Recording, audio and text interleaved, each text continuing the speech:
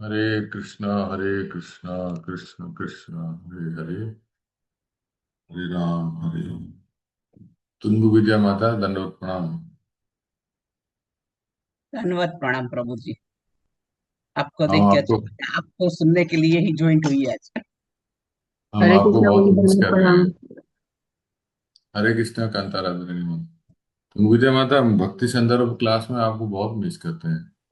इतना सुंदर कंसेप्ट सब समझ, मतलब गुरु क्या है, शिक्षा गुरु क्या है, श्रवण गुरु क्या है, दीक्षा गुरु क्या है, किस परिस्थिति में कोई गुरु को त्याग सकते हैं, क्या दीक्षा गुरु दीक्षा के समय सारे कर्म लेते हैं या नहीं, इसका कोई शास्त्रीय प्रमाण है क्या। अरे बाबा बाबा, इतने सुंदर कंसेप्ट सब हम सुनते हैं, हम आपको बहुत मिस करते हैं। प्रभु जी, मैं लास्ट सैटरडे तो फ्री थी, भूल गई ये टाइम भी। मतलब वो टाइम ज्वाइन होने का हैबिट नहीं है ना। मगर आज तो मैंने सुबह से याद रखा, आज मुझे होना है होना है होना है। नहीं माता, मैं फ्राइडे इवनिंग क्लास के बारे में बता रहा हूँ, भक्ति संदर्भ में ये सब चर्चा होती है। अच्छा, वो तो प्रभु मेरा वो क्लासेस देना होता है तो 8 बजे मुझे ज्वाइन करना पड़ता है, तो आधे घंटे के लिए हम्म। कम से कम रिकॉर्डिंग जो है। 8 बजे मुझे ज्वाइन करना पड़ता है। पदुजा माता जी, हरे कृष्णा। और आपको तो मिस करती हूँ, आपकी वाणी को भी बहुत मिस करती हूँ। हरे कृष्णा प्रभु जी।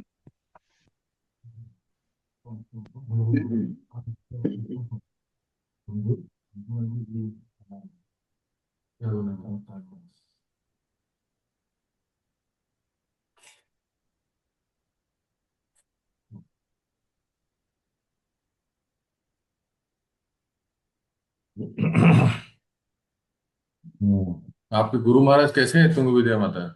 अच्छे है, कल तो रिपोर्ट अच्छा आया है। और सीरियस से तो बाहर आ गए हैं। अच्छा। क्रिटिकल जो पोजीशन था 24 आवर्स।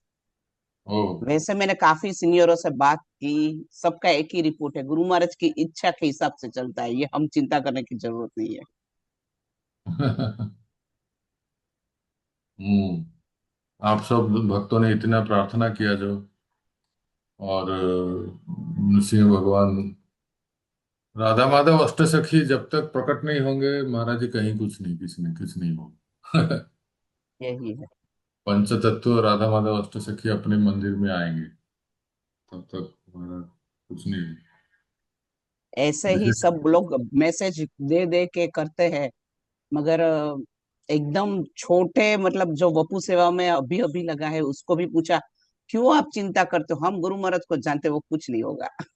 ये है, ओह उनकी अच्छा। इच्छा के हिसाब से, ये सबसे बड़ी बात है, सब यही बोल रहे हैं, गुरु महाराज की इच्छा के हिसाब से चलेगा, जो भी है वो हम्म, उनकी इच्छा है। बहुत अच्छा, सुंदर। तो शुरू करते हैं। हरे कृष्णा। ओम अज्ञानतिमिरान्धस्य ज्ञानाञ्जनशलाकया चक्षुरुन्मिलितं येन तस्मै आपको श्रीगुरवे हो गया क्या नमः। ऑफिस? श्रीचैतन्यमनोभीष्टं स्थापितं येन भूतले स्वयं रूपकदा मह्यं ददाति स्वपदान्तिकं।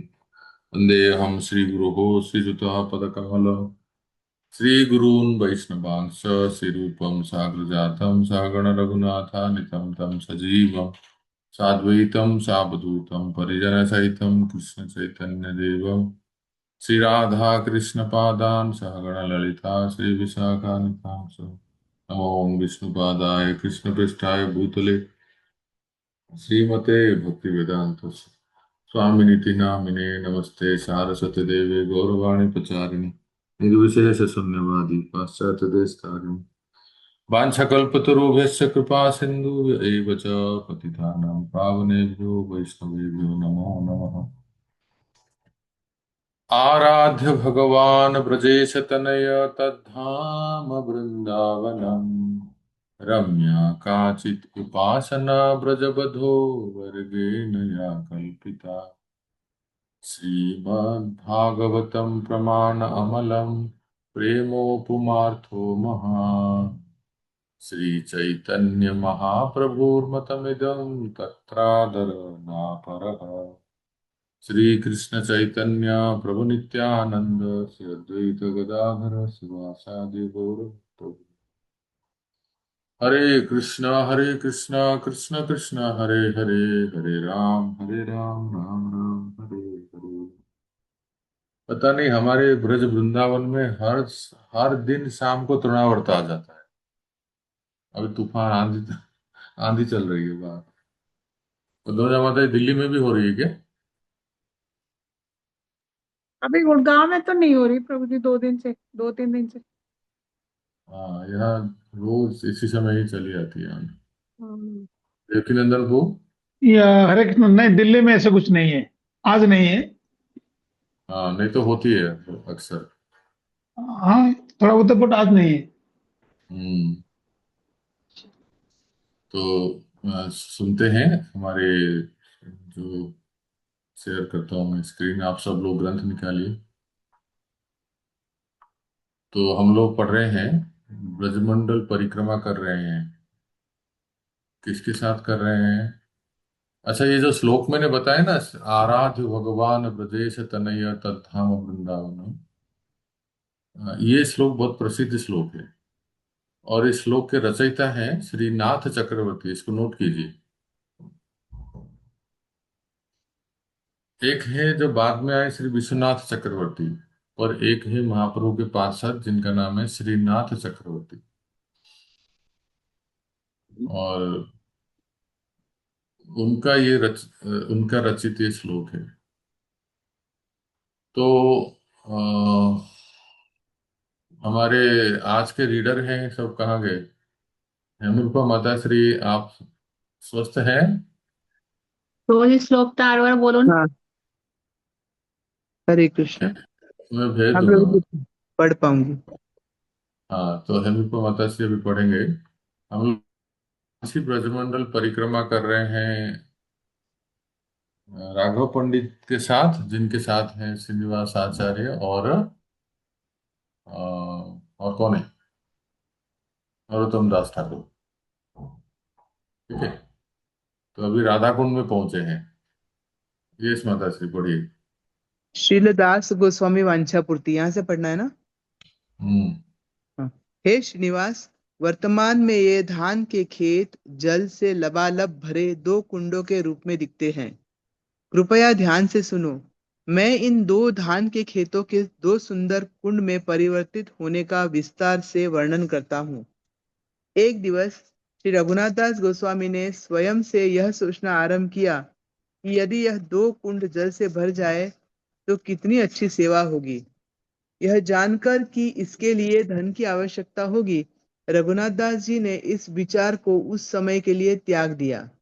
वास्तव में वे बार बार स्वयं से क्षुब्ध होने लगे कि क्यों उन्होंने कभी ऐसी इच्छा के बारे में सोचा। अंततः शांत होने पर उन्होंने निर्णय लिया कि एकांत में रहेंगे और कुछ समय तक सावधानी पूर्वक व्यवहार करेंगे। यद्यपि जब एक भक्त की कोई इच्छा होती है तो वह उससे वंचित नहीं रह सकता, क्योंकि श्री कृष्ण सदैव अपने भक्तों की कामना पूर्ति करते हैं। प्रत्येक ने निर्णय लिया कि निश्चित दिवस पर श्याम कुंड के तट पर कुछ पुराने वृक्षों को काटा जाएगा। उस रात श्री रघुनाथ दास के स्वप्न में युधिष्ठिर महाराज ने उन्हें बताया, मैं और मेरे भाई इन वृक्षों में वास कर रहे हैं। कल प्रातः मानस पावन घाट पर जाना और उन 5 वृक्षों को पहचान कर उन्हें कटने से बचाना। इसी मध्य एक धनी व्यक्ति भगवान के दर्शन करने बद्रिकाश्रम गया। वहां उसने नारायण भगवान को एक विशाल धनराशि समर्पित की। उस रात स्वप्न में भगवान ने उसे आदेश दिया, इस धन को व्रज के अरिष्ट ग्राम ले जाओ। वहां तुम्हें श्रेष्ठ वैष्णव श्री रघुनाथ दास गोस्वामी मिलेंगे। एक उन्हें एक मिनट, मुझे मैं एक तुरंत एक संदेश आया जिसको अटेंड करने के लिए मुझे 1 मिनट के लिए जाना पड़ा। हेमंत माता श्री, मैं कनेक्ट नहीं हो पा रहा हूँ। आप थोड़ा सा शॉर्टली इसको बताएंगे कहाँ तक, क्या कॉन्टेक्स्ट चल रहा है? रघुनाथ दास गोस्वामी को स्वप्न दर्शन होता है कि युधिष्ठिर हम्म। महाराज बताते हैं कि हम 5 भाई वृक्ष के रूप में यहाँ निवास कर रहे हैं, तो तुम इन्हें हम्म। कटने से बचा लेना। और दूसरी तो तरफ मतलब श्याम कुंड के पास वो निवास कर रहे हैं। हाँ, हाँ, हम्म। और फिर अच्छा। वो बद्रिकाश्रम में एक धनी व्यक्ति दान करने के लिए जाते हैं, तो उन्हें आदेश मिलता है कि तुम अरिष्ट ग्राम जाओ और वहां पर रघुनाथ दास जी को ये धन दे दो करके। अच्छा, आगे। उन्हें मेरा नाम कहकर धन दे दो। यदि रघुनाथ दास धन देने से मना करे तो तुम उन्हें स्नान के लिए 2 कुंडों के निर्माण की उनकी इच्छा याद दिलवाना। ऐसा कहकर भगवान अंतर्धान हो गए और निष्ठावान भक्त यहाँ अरिष्ट ग्राम में आ गया। रघुनाथ दास गोस्वामी के सम्मुख आकर उस भक्त ने धरती पर लेटकर साष्टांग प्रणाम किया और उन्हें धन दे दिया। उसने स्वप्न में भगवान द्वारा बताए गए निर्देशों का भी वर्णन किया।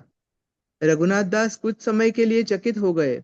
अंत में जब वे शांत हुए तो रघुनाथ दास जी ने बार बार अपने सौभाग्य की प्रशंसा की और उस धनी व्यक्ति से बिना विलंब उन कुंडों को खोदने की प्रार्थना की। यह सुनकर वह सौभाग्यशाली व्यक्ति भाव से भर उठा और कई लोगों को अपने साथ जोड़ने लगा। जल्दी ही कुंड खोद लिए गए। अब सुनो कि क्यों श्याम कुंड को अनियमित आकार में खोदा गया। हम्म। श्याम तो तो और भी भक्त तैयार रहे पढ़ने के लिए। थोड़ा थोड़ा पढ़ेंगे तो सबका साथ होता है। देखो, एक बात है कि इसमें एक एक बात हमें जानना जरूरी है, क्योंकि हर चीज हर बात डिटेल में एक जगह पे नहीं मिलता है। राइट। तो आप सब जानते हैं रघुनाथ दास गोस्वामी हमारे प्रयोजन आचार्य हैं, और वो भजनानंद जी अहरनिश भजन करते हैं लोग। वो भी हमेशा विलाप करते हुए, इसलिए उनका ग्रंथ का नाम क्या है? विलाप कुसुमांजलि। और वो दास गोस्वामी मन शिक्षा विलाप कुसुमांजलि अनेक ग्रंथ लिखे हैं। तो उनका वो विरह भाव बहुत है। एक तो है कि श्री चैतन्य महाप्रभु से विच्छेद, क्योंकि चैतन्य महाप्रभु का सबसे ज्यादा संग अगर किसने किया है तो वो रघुनाथ दास गोस्वामी, पूरी में। और जब महाप्रभु चले गए तो दास गोस्वामी विरह में ब्रज में आके सोचे कि मैं गिरिराज गिरिराज जी के तलहटी में या कहीं जान जीवन त्याग दूं। क्यों? क्योंकि विरह में। और गिरिराज जी में कहीं जीवन त्याग दूं, लेकिन रूप सनातन गोस्वामी ने उनको सांत्वना दी। इतना विरह में थे महाप्रभु के विरह में। और महाप्रभु मतलब राधा कृष्ण, श्री कृष्ण चैतन्य राधा कृष्ण में, राधा कृष्ण के विरह में। और राधा रानी के तो प्रखर अनुयायी है रघुनाथ दास गोस्वामी, इतना तक के वो उस गांव से कुछ भी नहीं लेते हैं, जो गांव चंद्रावली का गांव। कुछ भी, पान की बीड़ी भी नहीं लेते, वैसे खाते नहीं है वो। कुछ भी सामान, छोटे से कोई भी सामान उस गांव से होते हुए भी नहीं जाते। वो बिल्कुल श्रीमती राधा रानी के ही अनुयायी। आखिर हो क्यों क्यों नहीं होंगे? क्योंकि रति मंजरी है ना। रूप और रति मंजरी, ये दोनों प्रमुख हैं निकुंज में। तो दास गोस्वामी का अधिकांश समय जो है भजन में लगता था। क्यों नहीं लगेगा? 1000 बार तो दंडवत प्रणाम करते थे। आप ये जो देख रहे हो ना, आप गोवर्धन में आते लोग दंडवती परिक्रमा करते हैं, देखते हैं ना कि ये दास गोस्वामी राधा कुंड में एक स्थान में रह के करते थे। ऐसे ऐसे दंडवत प्रणाम करना उठना, प्रणाम करना उठना, ऐसे। और 1000 बार भगवान को, 1000 बार वैष्णवों को नाम ले लेके, कि जगन्नाथपुरी के वैष्णव, वृंदावन के वैष्णव, मायापुर नवद्वीप के वैष्णव, सूरत के वैष्णव, पुणे के वैष्णव, दिल्ली के वैष्णव, सबको वो मन में स्मरण करते करते ही प्रणाम कर। जैसे आप लोग कई बार डुबकी लगाते हैं, तो एक गुरु महाराज के लिए, एक प्रभुपाद के लिए, एक भक्ति सिद्धांत प्रभुपाद के लिए, एक इनके लिए, एक उनके लिए, सबके लिए डुबकी लगाते हैं। ऐसे ही रघुनाथ दास गोस्वामी गिन गिन के प्रणाम करते थे। ये दैन्य भाव है, नहीं तो कौन झुकेगा बताओ इतना। तो ये, और 1 लाख नित्य भजन, भजन तो इतना है कि आप वो पेंटिंग देखते हो ना, कभी आप राधा कुंड आए हो, वो एक पेंटिंग में आप देखोगे रघुनाथ दास गोस्वामी राधा कुंड के तट पे भजन करते हैं और एक शेर आ जाता है। हम्म। और शेर आ जाता है, इसको भी पता नहीं रहता है उनको, और श्री कृष्ण लाठी लेके खड़े हैं भगाने के लिए। ये दृश्य को सनातन गोस्वामी ने देख लिया और फिर उन्होंने कहा कि क्या तुम भगवान को सेवा करना चाहते हो या भगवान से सेवा लेना चाहते हो? ये दास गोस्वामी को भी पता नहीं है, तो उन्होंने फिर कहा कि कुटिया बना। इतने विरक्त और इतने नामनिष्ठ संत, वो मंदिर बनाना, ये कुंड बनाना, ये डोनेशन इकट्ठा करना, रसीद फाड़ना, ईंट सीमेंट बालू सरिया ये सब लेके आके बनाना, ये सब में लगेंगे बताओ? हम्म, जिनको एक समय फुर्सत नहीं रहता है कि राधा कृष्ण की लीला चिंतन या नाम स्मरण या परिक्रमा या भजन, गिरिराज के गिरिराज को प्रार्थना। कहते हैं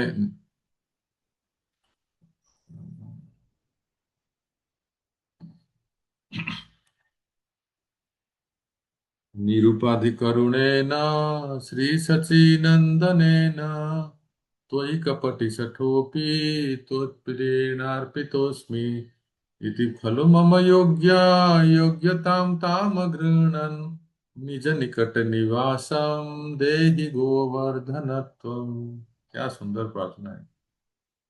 कहते हैं हे गिरिराज गोवर्धन, आपके चरणों में मुझे वास दीजिए, स्थान दीजिए। ये स्तुति अगर कोई करता है तो उस गिरिराज जी उसको अपने धाम में ले आते हैं। अच्छा, किस प्रकार से मैं आपके धाम को प्राप्त किया? कहते हैं निरुपाधि करुणे न श्री सचिनंदने न। श्री सचिनंदन चैतन्य महाप्रभु की अपार करुणा, जिसका कोई कारण नहीं है, कॉजलेस मर्सी जो कहते हैं, ऐसे करुणा के वजह से मैं पूरी से वृंदावन आ गया। दास गोस्वामी कहते हैं। और मैं कपट रहित होके आपसे कहता हूँ, तो ही कपटी सथोपे तो प्रेरणार्थ। आपके हे गिरिराज जी, आपके प्रिय हैं श्री चैतन्य महाप्रभु, और महाप्रभु का संग मैं प्राप्त किया हूँ। महाप्रभु की कृपा से मैं आज गिरि गोवर्धन के तलहटी में हूँ। और कहते हैं इति खलु मम योग्य, मेरी कोई योग्यता या अयोग्यता को ना देखे, पर आप मुझे ग्रहण कर लें। और यही मैं आपसे प्रार्थना करता हूँ। आप समझ रहे कितनी दीनता से वो प्रार्थना करते हैं। तो दास गोस्वामी का गिरि गोवर्धन से बहुत लगाव इसलिए भी है कि महाप्रभु ने उनको दिया था एक छोटी सी गिरिराज शिला। कभी वृंदावन आते हैं ना, कौन से मंदिर में वो गिरिराज शिला है बताओ? पद्मजा देवी माता,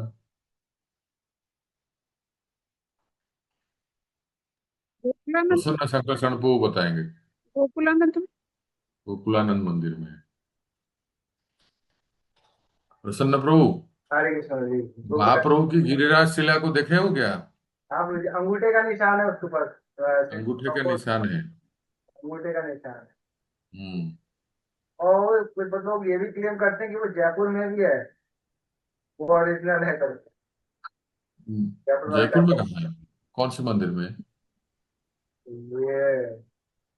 नहीं, छोटी सी है, इतनी सी है, छोटी सी शिला। ऐसी छोटी सी है।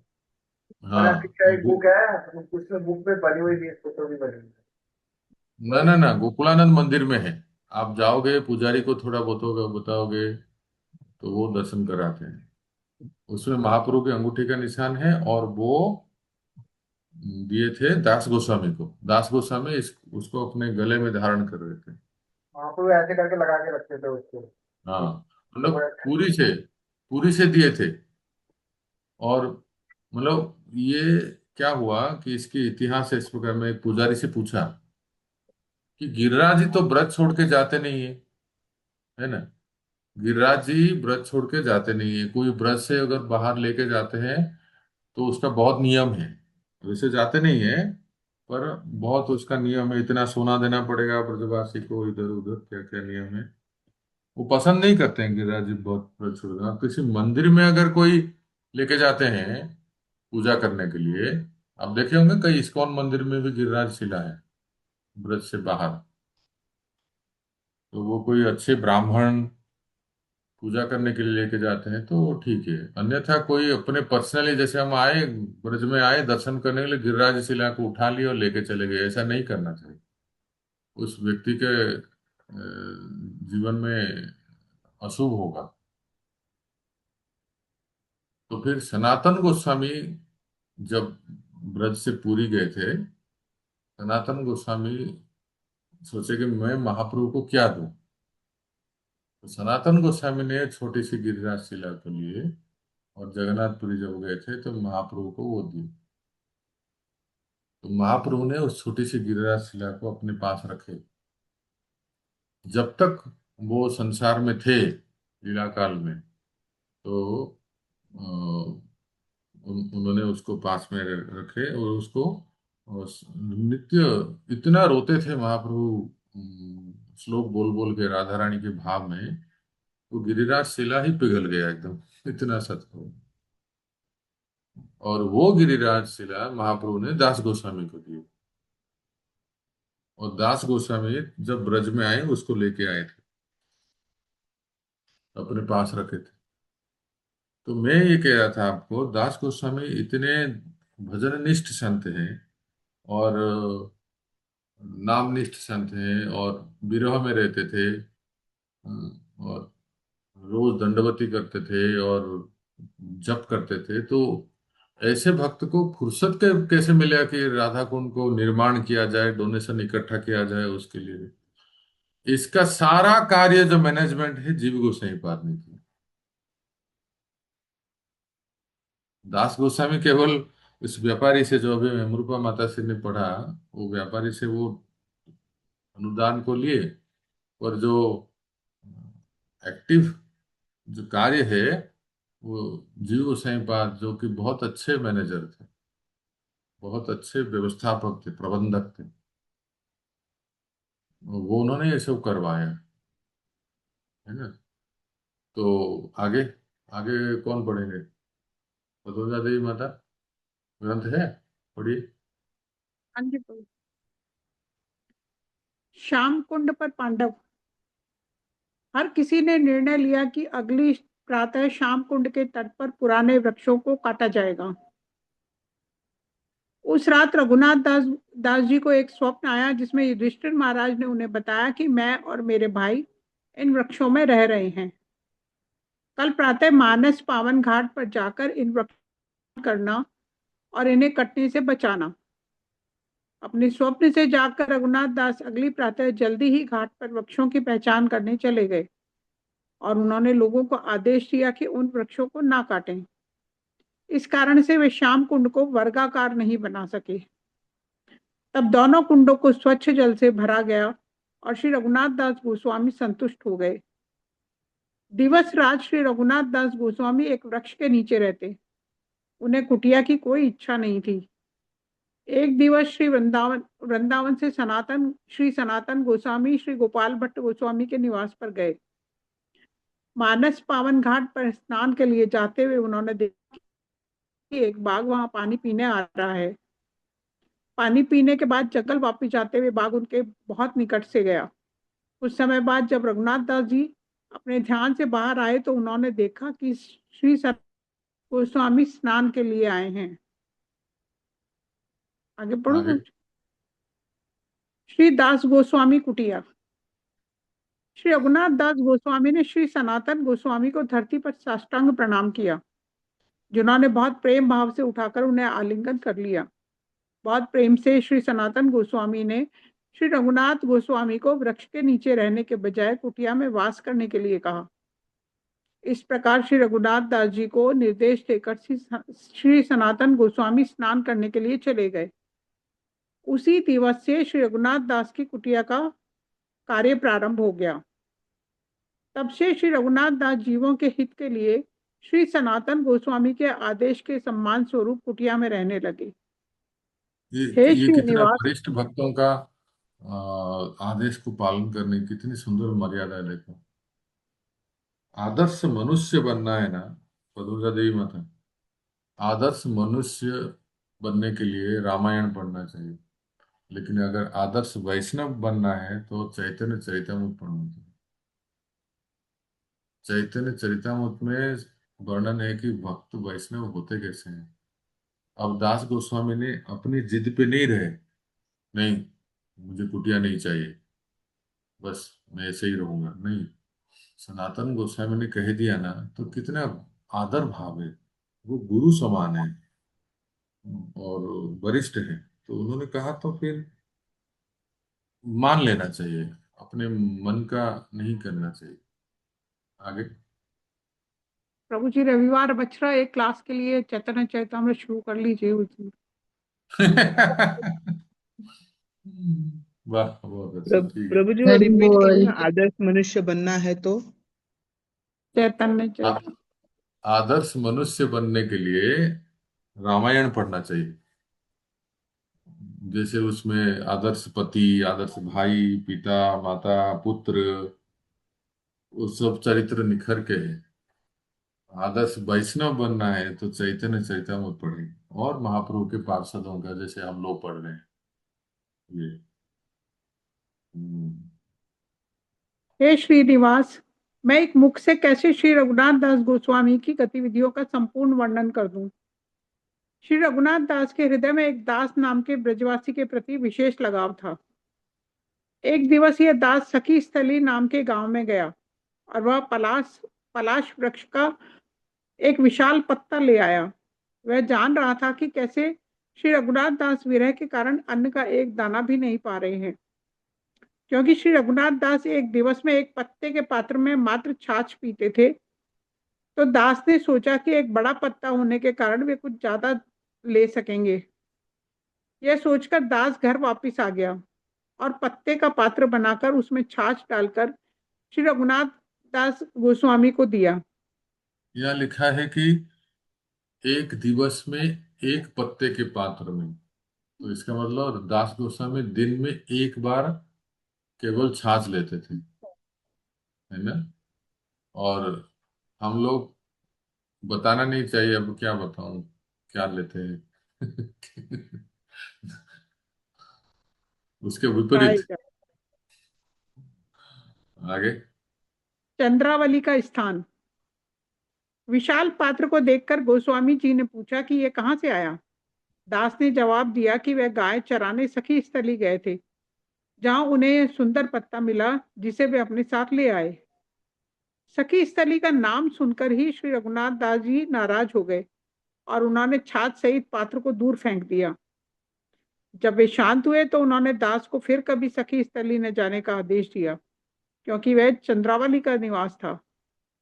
यह सुनकर दास शुद्ध भक्तों की कुछ आध्यात्मिक गतिविधियों को समझ सकता था कि कैसे वे सदैव अपने चिरकालिक आध्यात्मिक रूप में दृढ़ रहते हैं। जो भी इसमें संशय करता है वह इस संसार में सबसे पापी व्यक्ति है। इसमें एक देखो, दिवस ऐसे एक एक एक प्यार है चैतन्य चरितमृत में, मैं आपको बताता हूँ। एक एक सेकंड दीजिए, मैं निकाल के देता हूँ।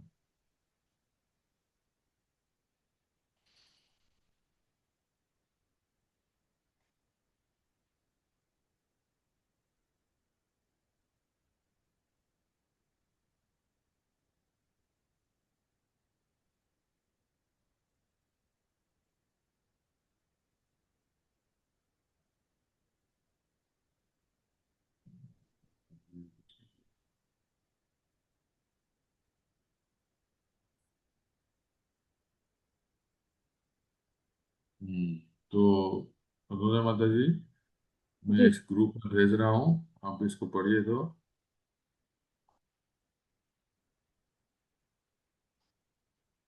इसमें लिखा है, when love speaks logic falls silent. जब प्रेम बोलना शुरू करते हैं ना, और तर्क भी चुप हो जाते हैं। अर्थात ये प्यार है। जार चित्ते कृष्ण प्रेम करये उदय, तार वाक्य क्रिया मुद्रा विज्ञाना बुझाए। इसका अर्थ समझ में आता है? बंगला किसको समझ में आता है? कहाँ माता गए जी को, बंगाली माता? बंगाली माता जी। सुबोल धनंजय वो वर्त अर्थ बताओ। जार चित्ते कृष्ण प्रेम करये उदय, जिसके जिसके तार हृदय में वाक्य। कृष्ण प्रेम, हाँ, जिसके हृदय बोलो में बोलो। कृष्ण प्रेम कृष्ण की प्रेम का उदय, उत्पत्ति होती है या उदय होता है। हाँ, तार वाक्य क्रिया मुद्रा विज्ञाना बुझाए। जिसके नाम विचार उसकी। उसका वाक्य और जो क्रिया है जो क्रियान्वित करता है उसको आप तर्क औचित्य से समझा नहीं सकते। ये है उसका। आप देख रहे हैं वैष्णव। दास गोस्वामी के जो व्यवहार है, इसको सामान्य लोग नहीं समझ सकते। ये क्या, किसी गांव से कोई पलाश के पत्ता लाए तो उसको मैं इतना इतना मुश्किल से उसको बना के लाया और छाछ भर के लाए, और दास गोस्वामी ने उसको फेंक दिया। तो ये तर्क से, अपने बुद्धि से समझ ही नहीं सकते। क्यों? जार चित्ते कृष्ण प्रेम करय उदय, जिसके चित्त में श्री कृष्ण के प्रति अबालक प्रेम है, वो प्रेमी भक्तों को केवल तर्क और बुद्धि से नहीं समझ सकते। आगे पढ़िए। वो भी तो प्रभु जी, वैष्णवेर क्रिया मुद्रा विज्ञान हाँ बुझाए। हाँ हाँ, बिल्कुल वैसे ही कहते हैं, वैष्णव क्रिया मुद्रा विज्ञान। एक दिवस श्री रघुनाथ दास जी ने मानसिक रूप से कुछ चावल प्रसाद और दूध पा लिया, जिसके बाद वे भारीपन के साथ अपच का अनुभव करने लगे। कोई भी इसका कारण नहीं समझ सका। उनकी हालत के बारे में सुनकर श्री विठल नाथ श्री वल्लभपुर से दो वैद्यों को ले आए। वे श्री रघुनाथ जी की नब्ज देखकर बार बार कहने लगे कि भारीपन ये दूध और चावल विठलनाथ, देने के कारण हुआ। विठलनाथ समझते हैं ना? कौन है बताइए हाँ, विठलनाथ? वल्लभ वल्लभाचार्य जी के महाप्रभु वल्लभाचार्य के पुत्र, पुत्र। जो गोसाई जी कहते हैं ना, गोसाई जी। हाँ, जो जो आश्चर्यचकित श्री जो श्रीनाथ जी के पुजारी विठल थे। हाँ हाँ, पढ़िए। आश्चर्यचकित श्री विठल नाथ जी ने कहा कि यह संभव ही नहीं हो सकता, क्योंकि श्री रघुनाथ दास जी ने कभी चावल और दूध ग्रहण ही नहीं किया। श्री रघुनाथ जी ने उत्तर दिया कि निश्चय ही यह सत्य है, क्योंकि मैंने मानसिक रूप से कुछ चावल और दूध ग्रहण किया है। यह सुनकर हर कोई आश्चर्यचकित रह गया था। ऐसी थी श्री रघुनाथ दास जी गोस्वामी की गतिविधियां। इससे अधिक और क्या कहा जा सकता है। तो आगे और कोई भक्त? जगन्नाथ कृपा माता जी, या कोई प्रभु जी? माता जी, ग्रंथ है आपके पास? जी प्रभु जी, हरे कृष्ण प्रभु जी। श्री राधा कुंडवास योग्यता। हे राधा कुंड में श्रीनिवास। जो हम लोग आते हैं, ब्रज में आते हैं राधा कुंड में, राधा कुंड का दर्शन करते हैं और राधा कुंड का वास भी करते हैं, तो उसकी योग्यता क्या होनी चाहिए, ये बता रहे हैं। हाँ। हे श्रीनिवास, यह निश्चित है कि श्री रघुनाथ दास की अनुकंपा से ही कोई श्री राधा कुंड में वास कर सकता है। श्री रघुनाथ दास गोस्वामी की श्री राधा कुंड, श्री गोवर्धन शिला और गुंजा माला की सेवा बहुत विख्यात है। ये गुंजा अत्यंत माला भी वहाँ है, जो आकर्षक। हमारे गोकुलानंद मंदिर है ना, वहाँ गुंजा माला भी है, और ये गोवर्धन शिला भी है। यस। अत्यंत। अत्यंत आकर्षक श्री राधा कुंड और श्याम कुंड, जो मोतियों की माला की अद्भुत लीला वाले माल्यहारी कुंड से जुड़े हैं, उनको घेरे हुए वृक्षों और लताओं को देखें। देखो, रघुनाथ दास ने बहुत अनुग्रह से इस घटना का वर्णन अपने ग्रंथ मुक्ताचरित में किया है। यहाँ दो कुंड हैं, शिवखोर और भानुखोर। ऐसा कहते हुए श्री राघव पंडित भावावेश में आ गए। श्रीनिवास आचार्य और श्री रघुनाथ दास को कुछ और कुंड व लीला स्थली के दर्शन करवाकर वे उन्हें रघुनाथ दास गोस्वामी से मिलवाने ले गए। श्री राघव पंडित ने अपनी सभी एक गतिविधियों मिनट, का। मुझे कुछ समझ में नहीं आ रहा है, नॉइज भी इतना हो रहा है। क्योंकि हम अगर अखबार की तरह पढ़ते जाएंगे और कुछ याद नहीं रहेगा तो फिर भी मैं एक बार देखता हूँ, रुकिए। आप म्यूट कीजिए तो माता जी, आपके वहां से आवाज आ रही है। तो यहाँ कहते हैं अ, मुक्ताचरित्र में क्या ऐसा कहते हैं, राघव पंडित भावावेश में आ गए, श्रीनिवास आचार्य और नरोत्तम दास को कुछ और कुंड व लीलास्थली के दर्शन करवा कर वे उन्हें रघुनाथ दास गोस्वामी से मिलवाने ले गए। अच्छा, उस समय दास गोस्वामी थे। श्री राघव पंडित ने अपनी सभी गतिविधियों का वर्णन श्री रघुनाथ दास गोस्वामी को दिया, तो मनी मन बहुत प्रसन्न हुए। बहुत भाव से श्रीनिवास आचार्य नरोत्तम दास ने भूमि पर साष्टांग होकर प्रणाम किया, दास गोस्वामी को दर्शन किए। श्रीनिवास आचार्य और नरोत्तम दास से मिलकर श्री रघुनाथ दास गोस्वामी अत्यधिक प्रसन्न हुए।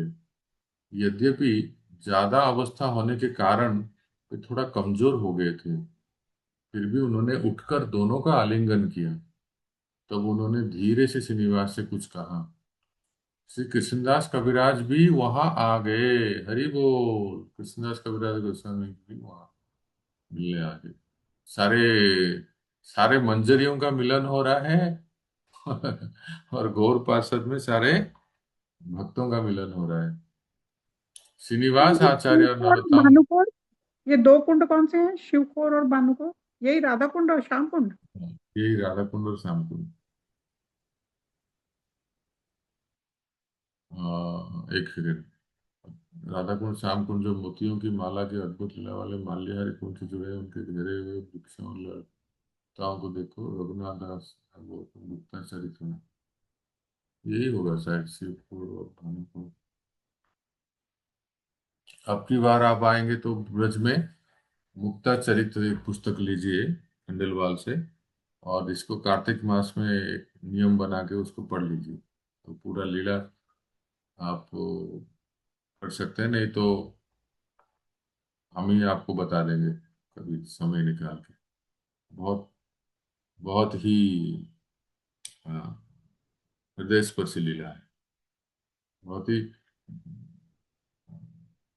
आनंददायक लीला है। तो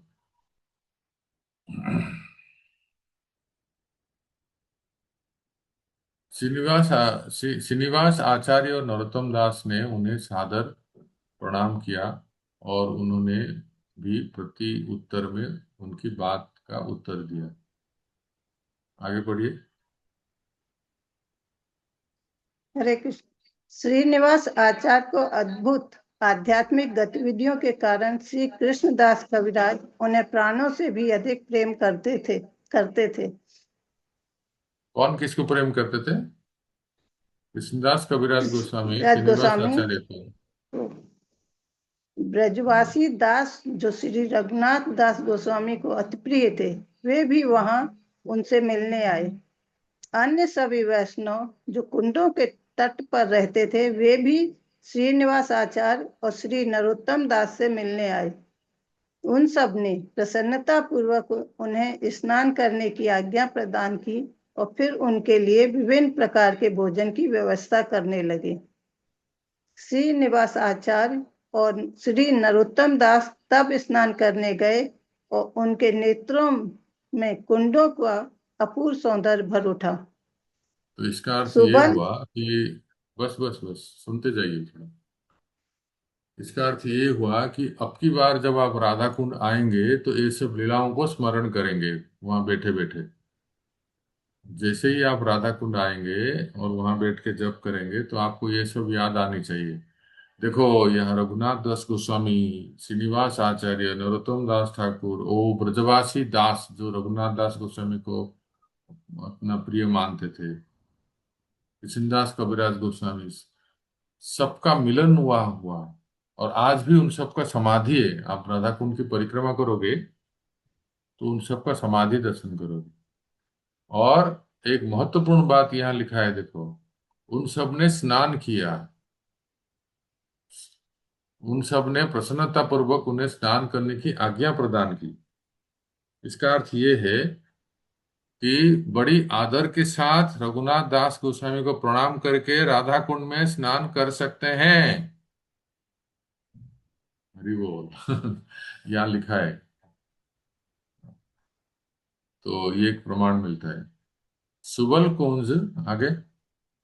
सुबल कुंज श्याम कुंड के उत्तर में है, जहाँ मानस पावन घाट स्थित है। यह स्थान जहाँ पांडव वृक्ष के रूप में रहते हैं, वह श्रीमती राधिका को अति प्रिय है। श्रीनिवास आचार्य और श्री नरोत्तम दास ने बहुत प्रेम भाव से वहां स्नान किया और बाद में श्री गोपाल भट्ट की कुटीर में लौट आए और महाप्रसाद ग्रहण किया। उन्होंने बहुत भाव से यह दिवस व्यतीत किया और अगली प्रातः पुनः अपनी यात्रा आरंभ की। तो इसका अर्थ ये है कि जब ब्रजमंडल परिक्रमा कर रहे थे, मुझे लगता है शायद रूप सनातन इसमें नहीं है, अन्यथा बाकी सब गोस्वामी उस समय संसार में थे। सबल कुंज जो श्याम कुंज के पास है। अब ये है मुखरा, मुखरा नानी, राधा रानी की नानी, है ना, मुखरा नानी। और कौन पढ़ेंगे? माता जी आप म्यूट कर लीजिए, और कोई पढ़े। प्रभु मैं जी, जीव पढ़ूं देख के? गोस्वामी थे क्या प्रभु, जो डुबकी लगा रहे थे? हाँ हाँ, थे प्रभु। थे। तो यानी वो जीव गोस्वामी तो पूरा रूपानुगा है एक तरह से प्रभु। हम्म तो राधा कुंड में जो नियम है, मैं भी उसका पालन करता हूँ प्रभु। हम्म नहाना, डुबकी नहीं लेना है। मेरे हम्म गुरु महाराज कहते हैं कि मैं कुछ बोलता इसलिए नहीं क्योंकि जीबीसी रेजोल्यूशन अभी तक है नहीं उस पे। हम्म। तो नहीं जीव तो ऐसा गोस्वामी है कि, डुबकी लगाने से थोड़ा प्रमाणिक नहीं हो रहा प्रभु उससे? ना ऐसा नहीं है। सबसे बड़ा प्रमाणिक है रूप गोसाई पाद। रूप गोसाई पाद तो उपदेशामृत में बोले ही हैं, और यही एक प्रमाण आपको मिल गया अभी हम पढ़े जो। तो कुछ कुछ कारण के वजह से ऐसा है, जैसे विदेशी भक्त लोग आए और राधा कुंड में तैरने लगे, और फिर प्रभुपाद जी ने मना कर दिया। और प्रभुपाद जी के मूड को देखे, गोपाल कृष्ण परम पूज्य गोपाल कृष्ण गोसाई महाराज भी मना कर देते हैं। अन्यथा बाकी जो आप लोगों में से कई भक्त जो ब्रजमंडल परिक्रमा किए हैं, तो आप लोग जब करते हो, तो वहाँ सभी भक्त जो है, परम पूज्य लोकनाथ स्वामी महाराज, राधा रमन स्वामी महाराज, और भी महाराज, गुरु महाराज भी तब जब थे स्वस्थ थे तभी सब लोग जाते हैं, वहाँ कथा होती है और स्नान कर सकते हैं। आदर के साथ राधा कुंड में स्नान करना। एक दिन गया, जो पुरुषोत्तम मास में दूसरा एकादशी थी ना, उसका नाम क्या था याद करो, पद्मिनी था क्या? पुरुषोत्तम मास में एकादशी गई ना अभी, परम परम एकादशी। परमा एकादशी। हाँ, परमा हाँ। एकादशी के दिन ऐसी मान्यता है कि जो जिस धाम में है उस धाम में किसी भी पवित्र नदी में स्नान करे। तो जो गोवर्धन में है, तो वो कौन सी नदी में जाएगी? या तो मानसी गंगा, नहीं तो राधा कुंड में स्नान करे, तो स्नान कर सकते हैं। ठीक है, आगे कौन पढ़ेंगे बोल रहे थे अभी? प्रसन्न प्रभु पढ़ेंगे। हरे कृष्ण। मुखरा नानी। मुखरा नानी। आगे श्री राघव पंडित ने उन्हें मुखराई गांव के दर्शन को ले गए, जो श्री राधा कुंड के दक्षिण में है। सब जानते हैं इस स्थान पर श्री राधा की नानी मुखरा रहती थी। वह बहुत रोचक था कि स्वयं मुखरा श्री राधा कृष्ण के परस्पर मिलन का प्रबंध करने में अत्यधिक आनंद का अनुभव करती थी। तो यहाँ ऐसा लिखा है कि आप ये देखे हो ना प्रसन्न प्रभु, आप लोग अगर छठीकरा से राधा कुंड आते हो, जहां से राधा कुंड बाईपास निकलती है, पुलिस की बैरिकेड लगा देते हैं वहां। तो वो बस वो कोना ही है मुखरा नानी, मुखराई जो गांव का नाम है। कभी समय निकाल के उसके अंदर, गांव के अंदर जाओ, तो आपको क्या देखने को मिलेगा।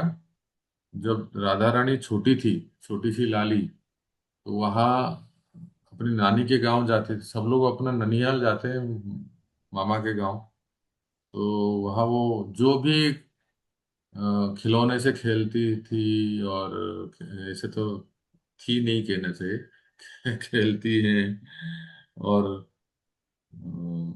एक पत्थर है, शिला है, जिसमें वो ऐसे आवाज करते हैं तो बहुत सुंदर आवाज आती है। ये सब आपको देखने को मिलेगा। वो है मुखराई। आगे। गोवर्धन गिरिराज अच्छा, ये दर्शन। मुखराई जो है ना, मुखरा जो है, ये गोविंद लीलामृत में ऐसा लिखा है। जब रात्रि निशांत लीला के बाद सबसे पहले महारास होती है, उसके बाद निशांत विश्राम करते हैं युगल किशोर।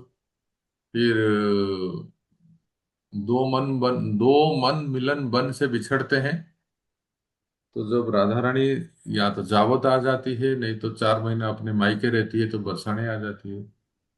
जब वो आती है तो सबसे पहले, अपनी माँ से भी पहले, अगर कोई आती है अपनी नातनी को देखने के लिए, वो है मुखरा। मुखरा आती है, और फिर सब जो सखियां जो है वो अलर्ट हो जाते हैं और राधा रानी को जगाती हैं। तो वो अपनी लाली को देखने के लिए आ जाती है। और जैसे पूर्णमासी नित्य प्रत्येक दिन सुबह नंदगांव में जाके नंद भवन में श्याम सुंदर को देखते हैं तो वो जगते हैं, ऐसे ही मुखरा हर दिन आती है श्रीमती राधा रानी को दर्शन करके, फिर वो जगती है। अब आइए गोवर्धन में। गोवर्धन गिरिराज दर्शन। इसके बाद श्री राघव पंडित, श्रीनिवास आचार्य और श्री नरोत्तम दास को गोवर्धन पर्वत के निकटवर्ती स्थानों पर ले गए, जहाँ भगवान श्री कृष्ण ने अपनी लीलाएं रचाई थी, और उन्होंने उन सब का एक एक करके वर्णन किया। कुसुम सरोवर नाम का एक कुंड श्री राधा कृष्ण के लिए सर्वाधिक विख्यात स्थान था। नारद कुंड नाम के एक अन्य स्थान पर श्री नारद मुनि ने वृंदा देवी के आदेश पर तपस्या करके अपनी इच्छाएं पूर्ण की थी। रत्न सिंहासन नामक स्थान पर श्री राधा एक सिंहासन पर विराजमान होती थी, और श्री कृष्ण ने भी शंखचूड़ का वध इसी स्थान पर किया था। इस कथा का वर्णन श्रीमद् भागवत में है। पाली ये के स्थान साथ को देखे हैं क्या? इस स्थान को देखे हैं, रत्न कुंड को? याद नहीं। ठीक है। क्या चीज है? हिमुरबा माता श्री देखे हैं? बताइए माता श्री। हिमुरबा माता श्री, हरे कृष्णा। हरे कृष्णा प्रभु जी। रत्न कुंड देखे हैं? याद कीजिए तो। हम्म, हम्म, आप ले गए थे क्या? हाँ, हाँ। याद आया। हम्म। पर कहाँ तो एकदम से नहीं याद आ रहा है, पर वृंदावन में ही आप लेके गए थे एक बार हमें। नहीं माता श्री, सुनिए। हाँ। गिरिराज जी में जो कुसुम सरोवर, कुसुम हाँ। सरोवर के पास नारद कुंड है एक तरफ। तो कुसुम सरोवर से पहले, जब थोड़ी कुसुम सरोवर से, मतलब इधर से गोवर्धन से कुसुम सरोवर की ओर जाते उल्टे परिक्रमा में जाते हैं। तो कुसुम सरोवर से 500 मीटर पहले गाड़ी रोकते हैं, फिर वो झाड़ियों में गेट है, वो झाड़ियों में अब जाते हैं तो ग्वाल पोखरा आता है, ग्वाल पोखरा। और वहाँ सारे गोपाल, कृष्ण, कन्हैया सब वहाँ, वो पोखरा मतलब तालाब, बंगाल उड़िया में पोखरा कहते हैं। तो तालाब के किनारे बैठ के भोजन प्रसाद लेते हैं, उसको कहते हैं ग्वाल पोखरा। और उसी के अंदर और थोड़ा आगे जाएंगे तो रत्न कुंड है। बहुत प्यारा सा स्थान है। वहां कोई ज्यादा जानते ही नहीं है, जाते भी नहीं है। वही स्थान है जहां शंखचूड़ को भगवान ने उद्धार किया था। शंखचूड़ जो याद है, एक बार शंखचूड़ आया था गोपियों को हरण करने के लिए, ले जाने के लिए। तो भगवान उसको, उसका पीछा किए थे। पीछा करते करते करते करते एकदम उसको मारे, और उसके उसके मुंह, उसके मस्तक से मणि निकाले, और मणि लेके पहले तो बलराम जी को दिए, बलराम जी ने किसी सखी के द्वारा राधा रानी को दे दिए। तो वो है रत्न कुंड। तो ठीक है प्रसन्न प्रभु, अब की बार जाएंगे तो उस तरफ, अगर आप परिक्रमा से पूरी परिक्रमा करके आते हैं तो कुसुम सरोवर के 500 मीटर बाद, 400 मीटर बाद आपके राइट हैंड में ऊपर सिर करेंगे तो लिखा है ग्वाल पोखरा, और छोटा सा बोर्ड है। आप किसी को भी पूछेंगे तो वो बता देंगे। तो उसके अंदर जाएंगे तो वॉकिंग डिस्टेंस है, तो रत्न कुंड है वो। आप लोग जब आएंगे तो जरूर देखिए। माता श्री याद आया? ये नारद जो कुंड के बाद में आता है, पहले आता है? मैंने कहा ना, अगर उल्टे परिक्रमा में जाएंगे तो नारद कुंड से पहले आता है। अच्छा। आप लोग वो रुके थे ना गोपी गीत माता जी के गेस्ट हाउस में, वहां से सब हाँ लोग रिक्शा में जाए गए थे। हाँ, अर्ली मॉर्निंग गए थे। अर्ली मॉर्निंग गए थे, वहां बैठ के जप हम्म, किए। फिर याद आया, याद आया। फिर जप करने के बाद थोड़े से कीर्तन करके आ गए। वो स्थान है, बहुत अच्छा स्थान है, आप लोग जा सकते हैं आगे। पालीग्राम पढ़िए। पालीग्राम प्रसन्न। एक रमणीय बाग है जहाँ पालिता युद्धेश्वरी का वास था। श्री कृष्ण स्वयं और अपने मित्रों के साथ अट्टाग्राम नामक पवित्र स्थान पर बहुत आनंद करते थे। इंद्र ध्वज वेदी नामक स्थान पर श्री नंद राजा ने इंद्र की पूजा की थी।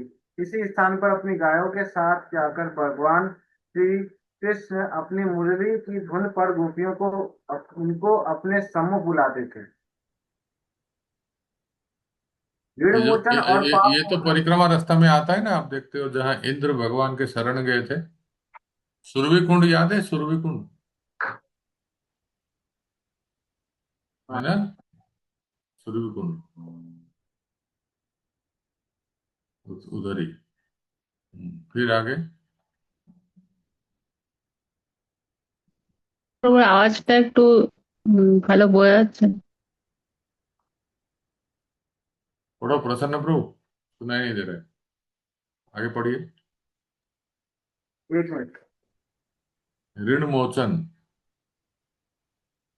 ऋण मोचन, जो पाप मोचन के नाम से भी जाना जाता है, यह स्थान अपनी पवित्रता के लिए विख्यात है।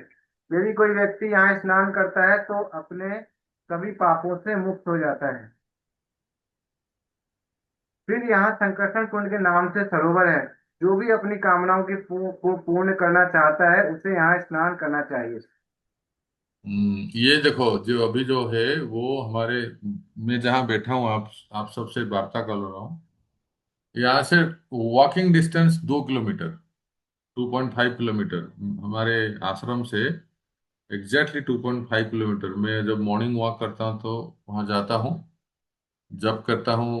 और बहुत सुंदर रमणीय स्थान है, कोई आपको डिस्टर्ब नहीं करेगा, कोई आपको चंदा, कोई आपको पूजा, ये सब कोई कुछ नहीं मांगेगा। आप जाओ और शांति से बैठ के जप करो, और फिर भागवत विद्यालय में आके प्रसाद पाओ। ठीक है कांता राधा रानी माता, बुझते पारी। ये वो स्थान है, पारसोली गांव। ऋषि ऋषि पराशर जी। पराशर जी कौन है?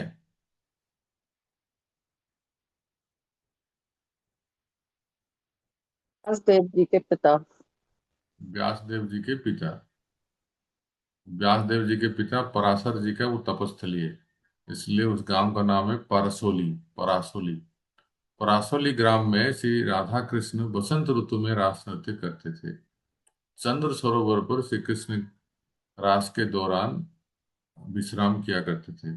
उसके बाद वहां सुंदर गंधर्व कुंड है, जहां पर गंधर्व श्री कृष्ण के मधुर गीतों से भाव विभोर हो गए थे।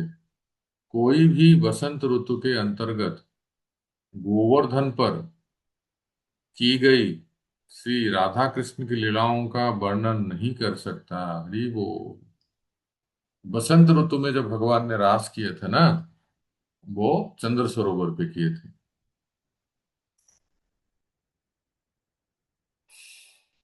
प्रभु लेकिन आगे वहां पे कोई? ब्लैक है, वहां पे गलत लिखा हुआ है प्रभु। मैं पिछले साल देखा, लिखा हुआ है कि यहाँ पे शारदीय रास हुआ था। हाँ वो नहीं, वो सही नहीं है। बात सही कह रहे हैं आप। शारदीय रास जो है वो बंसी बट पे हुआ। बंसी वट में प्रभु। हम्म। स्तवावली के गोवर्धन आश्रयदायक में यह वर्णन है। यह रासस्थली है जहाँ वसंत ऋतु के समय श्रीमती राधा रानी जी को माधव प्रिया के नाम से जानी जाती है ने श्री कृष्ण के साथ नृत्य किया था। वे चहुं ओर से सुंदर सखियों से घिरी थी, जिनमें से प्रत्येक की पूजा सैकड़ों लक्ष्मी मिलकर करती थी, और उनका कंठ श्री कृष्ण के मधुर सुगंधमय हाथों से सुशोभित था। कौन सौभाग्यशाली इस असाधारण गोवर्धन रासस्थली का आश्रय नहीं लेना चाहेगा। उससे थोड़ा आगे जाओगे तो एक गांव आता है जिसका नाम है पेंठा गांव। अच्छा, चंद्र सरोवर के बारे में और एक बात आपको बता दूं कि जब हम जो भागवतम में हम पढ़ते हैं, श्रीमद् भागवतम में पढ़ते हैं रासलीला का वर्णन, जिसमें गोपियों के मध्य से श्री कृष्ण अदृश्य हो जाते हैं, याद है ना। हाँ, श्री कृष्ण अदृश्य हो जाते हैं, फिर कौन पीछे जाते हैं ढूंढने के लिए, राधा रानी। और को राधा रानी को लेके अदृश्य हो जाते हैं और राधा रानी को भी छोड़ देते हैं, याद है ना। राधा रानी को छोड़ के कृष्ण चले जाते हैं तो श्रीमती राधा रानी रोती रहती है और वो मूर्छित होकर गिर जाती है, और सारे गोपियां जो है पीछे से आती हैं। इसका ठीक विपरीत चंद्र सरोवर में होता है, अर्थात महाराज के मध्य में राधा रानी मांग कर बैठती है, और राधा रानी मान करके राधा रानी रास छोड़ के चली जाती है, रास से दूर हो जाती है, और फिर श्री कृष्ण ढूंढने लगते हैं प्रिया जी को, कहाँ गए करके। और फिर वो बड़ी सुंदर लीला है, कभी आप आएंगे तो बताएंगे चंद्र सरोवर में। तो कैसे मनाते हैं राधा रानी को ढूंढ ढूंढ के, फिर वो कैसे राधा रानी को मनाते हैं, फिर बहुत लंबी कथा है। आगे एक है पैठा। यहाँ पैठा नाम से एक अन्य गांव है जहाँ एक बार श्री कृष्ण ने स्वयं को गोपियों से छिपा लिया था और गोपियों ने उन्हें इधर उधर खोजा। श्री कृष्ण गोपियों के सम्मुख अपने चतुर्भुज रूप में प्रकट हुए, परंतु श्री राधा रानी के आने पर उनके दो हाथ अप्रकट हो गए। श्री राधा रानी का प्रेम इतना प्रबल था कि श्री कृष्ण अपने चतुर्भुज रूप की स्मृति न रख सके। ये वृत्तांत उज्ज्वल नीलमणि के नायिका प्रकरण में वर्णित है। पैठा माने पैठ गए, घुस गए। पैठा माने पैठ गए या घुस गए। पैठा से इन सब आकर्षक स्थलों के दर्शन करवा कर श्री राघव पंडित, श्रीनिवास आचार्य और नरोत्तम दास ठाकुर के साथ गौरी तीर्थ वापस लौट गए। श्री राघव पंडित ने बताया कि इस स्थान को नीप कुंड कहते हैं क्योंकि यहाँ सुंदर नीप या कदम के वृक्षों से घिरा है। तो भक्तों, एक बात इससे पता चलता है, पद्मजा माता जी, उस समय गोवर्धन परिक्रमा इतनी लंबी थी, है ना। अब जो परिक्रमा का रास्ता देखा था वो तो 21 किलोमीटर है ना। 21 किलोमीटर में ही नानी याद आ जाती है। उस समय जो गोस्वामीगण परिक्रमा कर रहे थे, यहाँ से चंद्र सरोवर जाते थे, चंद्र सरोवर से पेठा गांव होके फिर तो 40-42 किलोमीटर हो जाएगा सब मिला के, 40 किलोमीटर। इतनी बड़ी लंबी परिक्रमा थी। तो ये सब वो दर्शन करते थे। तो आगे अनियोर, जहाँ हम लोग हैं हमारा आश्रम है अनियोर। तो कोई पढ़ने के तैयार है, प्लीज रीड। कोई नहीं तो पद्मा माता जी आप ही पढ़ लीजिए। अनियोर। आदियोर नाम से एक अन्य पवित्र स्थल है। इसी स्थान पर श्री कृष्ण के आदेश पर श्री नंदराज और अन्य गोपजनों ने इंद्र की पूजा रोक दी थी। और विभिन्न भोज्य पदार्थों का भोग लगाकर श्री गोवर्धन की पूजा के लिए व्यवस्था की। गोवर्धन पर्वत की आकाशवाणी गूंज उठी, आनी और, मुझे और दो, मुझे और दो। आनियो। इस इस कारण से यह स्थान आन्योर के नाम से जाना जाता है। अन्नकूट स्थान की यात्रा करने से सभी कामनाएं पूरी होती हैं। ठीक है, ब्रज प्रदोजा माता विलास जी, याद रहेगा ना? आप पूछेंगे प्रभु जी आप कहाँ रहते हैं, यहीं रहते हैं। आन्योर। हाँ, अनियोर। जब आप आओगे गोवर्धन तो अनियोर आके मुझे फोन कीजिए, वहीं रहते हैं हम। हाँ।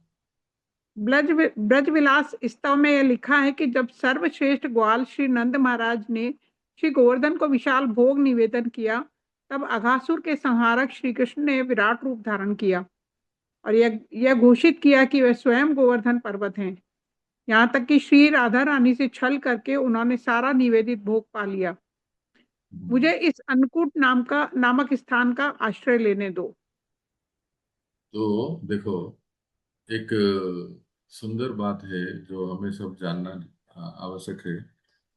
एक लगता है ना कि इतना विशाल गोवर्धन पर्वत है, तो ठाकुर जी ने जब धारण किया अपने बाएं हाथ के कनिष्ठ उंगली में, तो इस प्रकार से उन्होंने, वैसे तो वो स्वयं भगवान है, वो कहीं से भी पूंछड़ी से भी तो धारण कर सकते हैं, मतलब एक एक ओर से भी उसको उठा सकते हैं। पर फिर भी मन में आता है कि आखिर कौन सा स्थान है जहां गिरिराज जी को नीचे से ठाकुर जी ने अपने कनिष्ठ अंगुल से धारण किए ताकि वो बैलेंस रहे, गिरे ना। गोविंद कुंड। वो, हाँ, कौन सा स्थान है बताओ? गोविंद कुंड। थोड़ा और आसपास।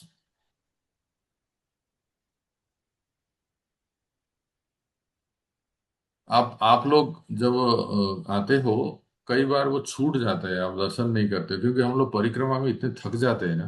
अरे चलो चलो चलो चलो चलो चलो, भागते हुए जाते हैं। परंतु अगर परिक्रमा के अलावा दर्शन करने के लिए सिर्फ आते हैं ना, तो वो है मानसी गंगा में स्थित हरिदेव मंदिर। ये हैं प्रभु दर्शन जरूर हाँ, करते हैं। रिक्शे वाले हरिदेव कराते मंदिर नहीं है, लेकिन उनको बोलते कराते हैं हैं कि क्या? नहीं, आप हरदेव मंदिर से जरूर कराइए। हाँ, बहुत अच्छा। वो नया बन गया, अभी रिनोवेट हो गया है। हाँ, अच्छा बहुत सुंदर हो गया प्रभु जी। हाँ, तो आप कभी हरिदेव मंदिर में जाओगे तो वहाँ की पुजारी आपको ये कथा सुनाएंगे कि भगवान ने जो गोवर्धन धारण किया था, आखिर कौन से स्थान से वो गोवर्धन को उठाए थे कि दोनों तरफ वो बैलेंस रहे। हम लोग अपने स्कूल कॉलेज में फिजिक्स में पढ़ते हैं ना, सेंट्रीफ्यूगल फोर्स। सेंट्रीफ्यूगल फोर्स ऐसा रहे कि वो दोनों तरफ जो है सही स्थिति पे रहे। नहीं प्रभु, वो सेंटर ऑफ ग्रेविटी होगा प्रभु। अच्छा, सेंटर ऑफ ग्रेविटी, और ठीक है, centre gravity of gravity. Centrifugal वो जो सर्कुलर मोशन में जो फोर्स लगता है to keep a body moving in circular motion. अच्छा, वो है, हाँ, राइट राइट, सही कहा आप। ये सेंटर ऑफ ग्रेविटी है। सेंटर जी ऑफ प्रभु। ग्रेविटी में वो है हरिदेव मंदिर, जहाँ भगवान ने उसको धारण किया था। पूरी वो और प्रभु उससे पहले वो 8 कदम है ना प्रभु, जहाँ पे भगवान ने कदम पेड़ को मोड़ दिया दिखाने के लिए कि मैं गोवर्धन उठा सकता हूँ। हाँ हाँ हाँ, बिल्कुल। आगे माता जी पढ़िए, गोविंद कुंड। गोविंद कुंड नामक यह स्थान बहुत उत्तम है, क्योंकि इस स्थान पर इंद्र ने भगवान श्री कृष्ण का अभिषेक किया था। पुनः ब्रज लीला स्तव में यह लिखा है, श्री कृष्ण के भय से सुरभि के साथ इंद्र ने मंदाकिनी का पवित्र जल लाकर उनका अभिषेक किया। गोविंद कुंड, जो कि अभिषेक के जल से निर्मित हुआ, मेरे नेत्रों के सम्मुख सदैव प्रकट रहे। तो ये जो आदि पर गोविंद कुंड है ना, वो भगवान का अभिषेक है, जल है। इसलिए कभी भी आते हैं जरूर आचमन करना चाहिए। और ये जो लिखते हैं ना ब्रज लीला स्तव, ब्रज लीला स्तव, ये कहाँ है, कौन लिखा है इसको?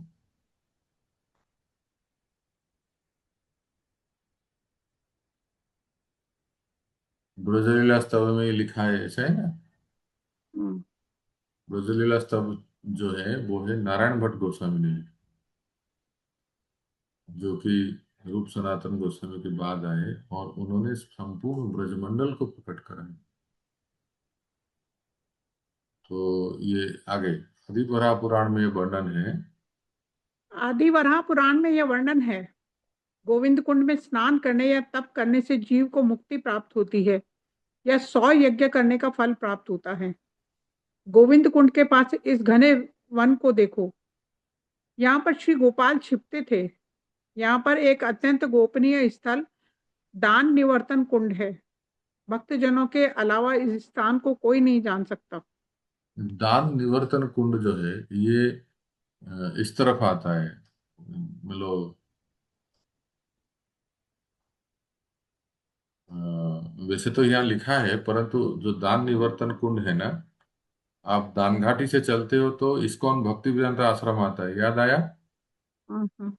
इस्कॉन भक्ति वेदांता आश्रम से और आगे चलते हैं तो आपके राइट साइड में पहला कुंड जो आता है ना, वो कार्षणी कुंड है। और उसके बाद जो आता है वो है दान निवर्तन कुंड। बस भक्ति वेदांत आश्रम से 500 मीटर आगे जाएंगे ना, ये आएगा। तो वहां दान लिए थे कन्हैया ने, गोपियों से दान लिए थे, टैक्स। आगे। ब्रज विलास स्तव में यह वर्णन है कि दान निवर्तन कुंड का नाम दान के लिए लीला के कारण पड़ा, जिसका श्री कृष्ण ने यहाँ पर आनंद लिया था। यह स्थान उन लोगों के लिए अनभिज्ञ है जो निश्चल आध्यात्मिक सेवा के प्रतिकूल हैं। जो आध्यात्मिक कार्यों में दक्ष हैं, केवल वे ही इस स्थान को जान सकते हैं। मैं ये प्रार्थना करता हूँ कि मैं इस कुंड पर वास कर सकूं और दान कर सकूं। इस लीला में दान का अर्थ कर से है। कर मतलब टैक्स। टैक्स। आगे। माधवेंद्र पुरी यहाँ एक वृक्ष के नीचे रहे थे और गोपाल जी ने उनके लिए दूध लाकर उन्हें दर्शन दिए थे। बाद तो में ये श्री भी देखे गोपाल जी होंगे आप लोग, देखे हैं ना माधवेंद्र ऊपर तो पुरी नहीं की? चढ़े प्रभु, हाँ? ऊपर तो कभी नहीं चढ़े। अप्सरा कुंड तो देखा हुआ है। ना ना, माधवेंद्र पुरी की कुटिया देखे हैं ना? हाँ हाँ, माधवेंद्र पुरी की कुटिया देखी हुई। मतलब परम पूज्य जयप्रताप महाराज के शिष्यों ने वहाँ हाँ हाँ, महाप्रभु के चरण स्थान की स्थापना। चरण स्थापना कर। हम्म, आगे। बाद में श्री गोपाल जी पर्वत पर वास करने लगे और कभी कभी आते। गोवर्धन कुंड के अंत में अप्सरा कुंड है। जो लोग यहाँ पर स्नान करते हैं वे बहुत सौभाग्यशाली हैं। यहाँ पुराने पलाश के वृक्षों को देखो। लोग इसे श्याम ढाक नाम का एक बहुत निर्जन स्थान कहते हैं। ये श्याम ढाक कहाँ है जानते हैं आप? श्याम ढाक फिर से हेमरूपा माता श्री याद करेंगे। ये श्याम ढाक जो है, देखिए आपको बताता हूँ। आप रिक्शा में अगर आते हो, परिक्रमा करते हो, तो पूंछड़ी तक आना है, ठीक है? पूंछड़ी से आप आपके राइट साइड में पूंछड़ी दिखेगा, और बिल्कुल पूंछड़ी के सामने, मतलब आपके लेफ्ट साइड में एक रास्ता जाता है। नरसिंह देव का मंदिर है टेकरी पर और श्रीनाथ जी का मंदिर है, वो वाला रास्ता। मतलब श्री वो नरसिंह देव मंदिर पूंछड़ी में है। हम्म। और वो रास्ते के उस तरफ, ठीक अपोजिट पूंछड़ी के, आपके दाहिने साइड में पूंछड़ी है, आपके बाएं साइड में एक रास्ता है। उस रास्ते में आप जाएंगे जाएंगे जाएंगे जाएंगे जाएंगे तो ये डीग भरतपुर वाला बाईपास आएगा, जो राधा कुंड से चल के भरतपुर जाती है। उस बाईपास को क्रॉस करेंगे, वो रास्ते सीधे रास्ते से जाएंगे तो एक गांव आता है, और उस गांव में एक बहुत ही प्यारा सुंदर एक कुंड है। और उस कुंड को जीर्णोद्धार किया गया है। और वहाँ एक बहुत बढ़िया, बहुत ही विस्तृत गिरिराज शिला है, जिस गिरिराज शिला के ऊपर आप ठाकुर जी के चरण चिन्ह स्पष्ट देखोगे, एकदम स्पष्ट दिखता है। और वहां कदम के वृक्ष है। उस कदम के वृक्ष के जो पत्ते हैं ना, दोने के आकार में है। तो श्याम ढाक का अर्थ ये है कि जब ठाकुर जी अपने ग्वाल वालों के साथ गाय चराते हुए, याद आया। याद आया माता श्री? हाँ। गाय चराते हुए जब आते थे तो अपना कलेवा, कलेवा का अर्थ क्या है? ब्रेकफास्ट, नाश्ता। नाश्ता।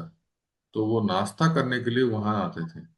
और तो वो अब खाएंगे कैसे, भोजन करेंगे कैसे? तो कदम का वृक्ष इतना चिन्मय है, भगवान की सेवा के लिए तत्पर है कि कदम के वृक्ष के पत्ते दोने के आकार में हो गए। वहां के पुजारी कहते हैं आज भी अगर आप सावन के महीने में आओगे तो उस कदम के वृक्ष के पत्ते दोने के आकार में आपको दिखाई देगा, मतलब दोना जैसा बन जाता है। तो पत्ते जो दोने बन जाते हैं ना, और उस दोने में ठाकुर जी अपने ब्रेकफास्ट लेके भोजन करते हैं वहां। उसको इस लीला का डायरामा भी है वहाँ, मतलब मूर्तियां बनाई गई है, झांकियां। और वहाँ ठाकुर जी के बहुत सुंदर विग्रह है, दर्शन करते हैं। तो ढाक, श्याम ढाक, ढाक का अर्थ है ब्रजभाषा में दोना। तो इसलिए उस दोने में ठाकुर जी भोजन प्रसाद लेते थे। उस स्थान का नाम है श्याम ढाक। आगे। इन सब स्थानों का वर्णन करके श्री राघव पंडित उन दो शिष्यों को अपनी गुफा में ले गए। उन्होंने वहां बताया कि यहाँ रहते हुए वो नित्य मनमोहक गोवर्धन पर्वत के दर्शन कर अत्यधिक आनंद का अनुभव करते हैं। राधा कृष्ण सदा यहाँ अपनी लीलाओं का आनंद लेते हैं, जैसा कि ब्रज विलास स्तव में वर्णन है। कृष्ण और उनके स्नेही सखा यहाँ पाए जाने वाले रंगीन खनिज वर्णकों से सुशोभित होकर खूब हास परिहास के उत्सव पूर्ण वातावरण में गोवर्धन पर्वत पर लीलाओं करते हैं। पर्वतों की गुफाओं में श्री कृष्ण ने श्रीमती राधा रानी के साथ अनेक लीलाओं का आनंद लिया। मुझे इस पर्वत श्रेष्ठ की पूजा करने दो। तो ये भक्तों संभव आज से 20 साल पहले जब मैं पहली बार गोवर्धन आके परिक्रमा किया, तब ये जो आप बाउंड्री देखते हो, जो फेंसिंग है ना, ये अखिलेश यादव के सरकार के समय बना है, तब ये नहीं था। तो हम लोग परम पूज्य राधानाथ स्वामी महाराज की यात्रा में आते थे। तो हम लोग बिल्कुल पुराने वीडियो आप देखोगे सन 2003-4 में, तो गिरिराज के तलहटी में सट सटके हम परिक्रमा करते थे। ये ये ये ग्रिल और ये जो रेलिंग्स, ये सब नहीं था। बाद में एनक्रोचमेंट की वजह से गवर्नमेंट ने, सरकार ने बना दिया, जो अच्छाई की है। तो तब हमें दिखता था राघव पंडित का गुफा परिक्रमा में। आज भी होगा, पर वो आज ना सरकार ने शायद, उस प्रशासन ने बंद कर दिया, क्योंकि वो सुरक्षित नहीं है उसके अंदर जाना। तो जमीन से करीब मुझे लगता है कम से कम 6 फीट अंदर, हाँ, इतना अंदर वो जाते थे। राघव पंडित वहां रहते थे। तो प्रसिद्ध राघव पंडित की गुफा वो था। तो वो जो अंदर के परिक्रमा करने वाले हैं ना, आप पुंसरी तक आए, पुंसरी से अंदर आ जाइए, पुंसरी से, और बाहर बाहर मत जाइए, मतलब जो पैदल परिक्रमा करते हैं। पुंसरी से जब अंदर आएंगे तो जो श्रीनाथ जी का मंदिर आज देखते हैं ना, हाँ, तो श्रीनाथ जी के मंदिर के पास ही अप्सरा कुंड, नवल कुंड है। उधर ही राघव पंडित की गुफा है। तो भक्तों, एक लीला आपको मैं बताता हूँ, सुनिए, बड़े ध्यान से सुनिए। एक ग्रंथ है भक्तों जिसका नाम है उज्ज्वल नीलमणि, श्रील रूप गोस्वामी पाद ने लिखा है। और जिन्होंने भक्ति रसामृत सिंधु को पढ़े, खाते ही है वो तो। जिन्होंने भक्ति रसामृत सिंधु को पढ़े हैं, और एक बार जरूर पढ़ लेना चाहिए पूरी। हम लोग तो भक्ति शास्त्र में केवल 19 अध्याय पढ़ते हैं ना, पूर्व दिशा, दक्षिण दिशा, उत्तर पश्चिम दिशा को, इस सबको पढ़ लेना है। मतलब मैं भी नहीं पढ़ा हूँ, मुझे भी पूरा पढ़ना है, पर मैं सुना हूँ। तो उसके बाद जब भक्ति रसामृत सिंधु पढ़ लेंगे ना, उसके बाद फिर उज्ज्वल नीलमणि आप पढ़ेंगे। उसमें भाव, अनुभाव, विभाव, संचारी भाव, व्यभिचारी भाव, तरह तरह के जो भावों का, रसों का वर्णन बहुत विस्तृत से किए हैं। जो भक्ति रसामृत सिंधु है, उसका डिग्री कोर्स है उज्ज्वल निर्मल। ठीक है। और और फिर उसमें श्री कृष्ण के गुणों का बहुत सुंदर वर्णन है। जैसे आप भगवान श्री कृष्ण के 64 गुणों का पढ़ते हो दक्षिण विभाग, माता तुंग भी दिया, इस भक्ति रसामो सिंधु के दक्षिण विभाग पढ़े हैं क्या आप? हाँ, तो इस बार आप सबके लिए होमवर्क है, कार्तिक मास में रिजोल्यूशन लीजिए, ठीक है? भक्ति रसामो सिंधु पूरा पढ़ना है, तो कम से कम एक रैंडम स्टडी हो जाए तो पता तो चले कि इसमें क्या है। तो उसमें आप पढ़ोगे प्रभु भगवान जी श्री आप कृष्ण। समझा देना। जरूर। तो भगवान श्री कृष्ण के अनेक गुणों का वर्णन है, विशेष करके कैसे वो सौशील्य है, माधुर्य है, उनमें नम्रता है, भाषा का कितना सुंदर वर्णन करते हैं। तो वो एक लीला में वर्णन आता है भक्तों, ये लीला कह के मैं विराम दूंगा। ये ये रूप गोसाई पाद उज्ज्वल नीलमणि में लिखते हैं। एक बार की बात है, गोवर्धन के गोवर्धन गिरिराज में किसी कंदरा में, गुफा में, निकुंज में श्री कृष्ण अपने प्रिय नर्म सखा सुबल सखा, प्रिय नर्म सखा सुबल सखा से बात कर रहे हैं। और क्या बात कर रहे हैं? अपने प्रियतमा के बारे में, प्रिया के बारे में बात कर रहे हैं, अर्थात श्रीमती राधा रानी के बारे में बात कर रहे हैं, अर्थात उनके गुणों का, उनके रूपों का, उनके बारे में वर्णन कर रहे हैं। अब जरा सोचिए कॉन्टेक्स्ट क्या है। हाँ, कि गिरिराज पर्वत के किसी गुफा में श्याम सुंदर अपने प्रिय नर्म सखा सुबल सुबल सखा से किशोरी जी के बारे में बात कर रहे हैं, उनके लीला, उनके सौंदर्य, उनके रूप, उनके कार्यकलाप के गुण इत्यादि बात कर रहे हैं। और दैवाद क्या हुआ कि श्रीमती राधा रानी वहां आ गई। श्रीमती राधा रानी किसी तरह से घूमते घामते अपने अपने प्रियतम को ढूंढते ढूंढते या अ, इस तरह से वहां आ गई। तो आ गई तो क्या हुआ कि वो गुफा के अंदर प्रवेश नहीं की, वो गुफा के द्वार के बाहर कान लगा के सुन रही है। और वो नहीं चाहती थी कि इतना सुंदर वार्तालाप हो रहा है कि मैं जाके किसी प्रकार के व्यवधान हूँ। तो वो गुफा के बाहर वो कान लगा के सुन रही है कि श्री कृष्ण क्या बात कर रहे हैं। और श्री कृष्ण जो बात कर रहे हैं ना अपने सुबल सखा से, उस बात को सुन के श्रीमती राधा रानी के बदन में अष्ट सात्विक भाव आ गए। मतलब वो कह रहे हैं कि मेरे प्रियतम भाषा में, अलंकार में, बोली में, स्वर में, कंठ में इतने सुंदर बोलते हैं। जैसे कोई कोई व्यक्ति भक्तों ऐसे होता है कि वो ज्ञान बहुत है, लेकिन जब बोलते हैं तो ऐसा लगता है कि चला दिया बाण, है? आर पार हो जाते हैं। बहुत बहुत लगता है दिल को, चुभता है, कहते हैं ना चुभता है। और कोई कोई जो है भले वो इतना शास्त्र ज्ञान नहीं है या इतना इतना श्लोक कोट नहीं करते हो या इतना विद्वता नहीं है, पर प्रस्तुति ऐसा करते हैं, इतनी सुंदर मधुरता से करते हैं कि सामने वाला जो सुनने वाला है ना वो मन मोहित हो जाता है। किसी भी वाक्य को जो बोलते हैं तो इतने सुंदर भाषा, इतने शालीन भाषा से जब वो बोलते हैं, तो श्याम सुंदर इस प्रकार से सुबल सखा से बात कर रहे थे।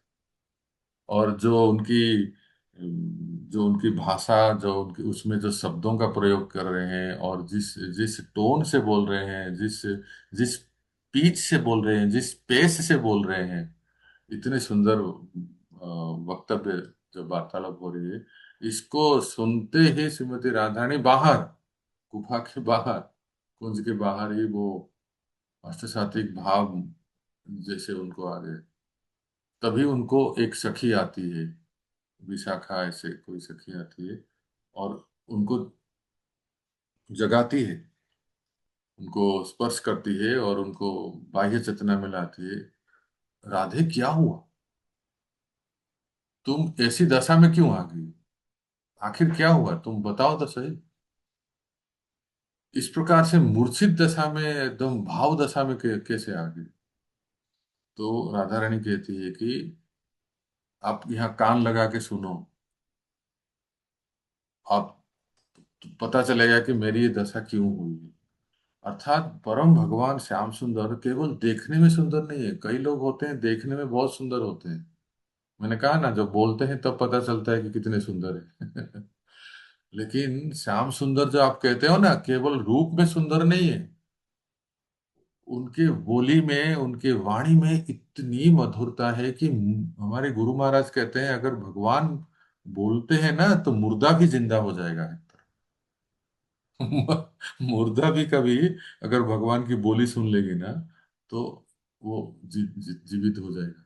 इतना सुंदर बोलते हैं, किसी के लिए भी, ये केवल श्रीमती राधा रानी के लिए नहीं, चाहे वो भगवान भगवत गीता में बोल रहे हैं, अमृतवाणी गीता में भी, मेघ गंभीर वाचा, वही भगवान अगर शांति दूत बन के गुरु सभा में जाते हैं दुर्योधन को समझाने के लिए, उस सभा में भी जब भगवान बोलते हैं, आप महाभारत में पढ़ोगे भक्तों, उस सेक्शन में लिखा है केवल श्री कृष्ण की प्रवचन सुनने के लिए पूरे जगत के त्रिभुवन से समस्त ऋषि मुनि देवर्षि ब्रह्मर्षि महर्षि सभी लोग उपस्थित हो गए थे कि आज भगवान क्या बोलने वाले हैं। दुनिया के तो सब सुनते हैं, आज तक का भी सुनते हैं, इंडियन एक्सप्रेस का भी सुनते हैं, इंडिया टुडे का भी सुनते हैं, दैनिक जागरण का भी सुनते हैं, सब सुनते हैं, लेकिन आज श्री भगवान हुआ तो क्या बोलेंगे जरा सुनते हैं।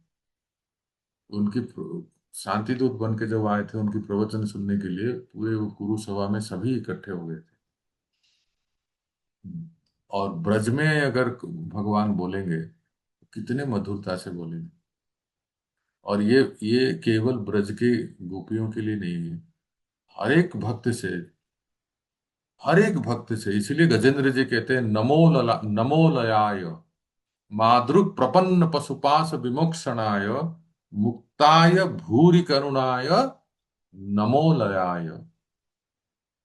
अर्थात भगवान आलस नहीं है, देखेंगे वो भक्त क्या मर रहा है, सड़ रहा है, उसको जैसे उनको कोई पता ही नहीं है, ऐसा नहीं है। तत्पर रहते हैं, एकदम आलस छोड़ के तत्पर रहते हैं कि कैसे मैं अपने भक्तों को उद्धार करूं उनके। तो इसलिए ये है भगवान के गुण। जब तक, हमारे गुरु महाराज कहते हैं, जब तक जीव भगवान के सौंदर्य और भगवान के गुणों का सम्यक रूप से श्रवण नहीं करता है, उसके जीवन में अशांति कभी नहीं जाएगी। अगर चित्त को शांत करना है, शांति प्राप्त करनी है, तो श्री कृष्ण के गुणों का सुना श्रवण करें। नाम कीर्तन, लीला कीर्तन, चरित्र कीर्तन और ये गुण कीर्तन, आज जो हमने सुना, भगवान क्या क्या क्या गुण है भगवान में विशेषता, मधुर वाणी, पूर्वभाषी। पूर्वभाषी का अर्थ क्या जानते हैं, भगवान श्री राम का गुण है पूर्वभाषी। जब कोई सामने आते हैं ना, सबसे पहले ये बोलते हैं आप कैसे हैं। लोग ऐसे थोड़ी होते हैं, अरे उसको पूछने तो हम क्यों पूछेंगे, हमें क्या पड़ी है, उसको पूछने दो ना, ऐसा नहीं। चाहे छोटे हो या बड़े हो, प्रणाम करेंगे, नमस्कार करेंगे और कहेंगे माता जी आप कैसे हैं, प्रभु जी आप कैसे हैं, स्वयं से पहले बोलेंगे। अपेक्षा भी नहीं करेंगे कि वो सामने वाला बोलेगा तब मैं बोलूं। इसको कहते हैं पूर्वभाषी। और भगवान मधुर भाषी है। इन गुणों को सुन के, भगवान के वाणी को सुन के राधा रानी अष्टसात्विक भाव में आ जाती और अपनी सखियों को बताती। तो ये है उज्जवल नीलमणि। हरे कृष्ण। तो यही विराम देते हैं, ठीक है। आगे हम जारी रखेंगे। तुंग विद्या माता, आप भी किस पुस्तक ले लीजिए, नहीं तो सॉफ्ट कॉपी आपको भी मिला है ना। जी प्रभु जी, मैं अमेजोन से मंगवा लूंगी। हाँ हाँ जरूर। मीना माता जी कुछ कमेंट कीजिए, हमारे वरिष्ठ गुरु बहन। Unmute please.